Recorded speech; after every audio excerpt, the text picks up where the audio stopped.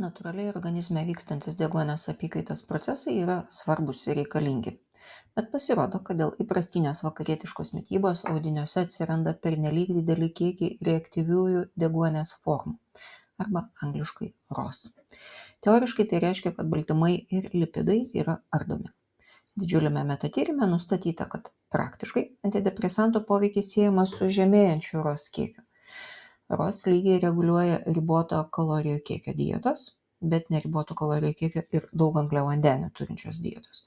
Tokį pat poveikį turi ir Viduržemio jūros mityba. Mitochondrijų veiklos sutrikimai yra taip pat siejami su depresija, o viena iš svarbių sutrikimų priežasčių yra netinkama mityba.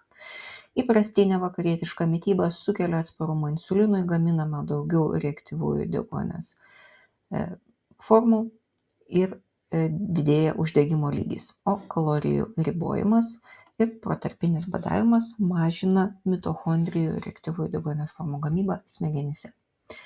Ketogeninė mityba didina mitochondrijų tūrį kepenų ir raumenų audiniuose. Manoma, kad tokie pokyčiai mityboje tokiu būdu gali reguliuoti mitochondrijų sutrikimus ir taip prisidėti prie depresijos valdymo.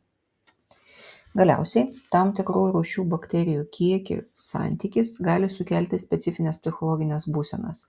Jei žarnyne Firmicutes bakterijų yra santykinai daugiau negu bakteroidetės bakterijų, tai dažniau siejama su nerimu ir depresija, taip pat su didesniu kūno masės indeksu.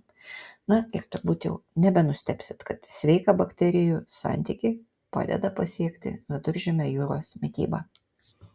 Skanaus, taikos ir ramybės.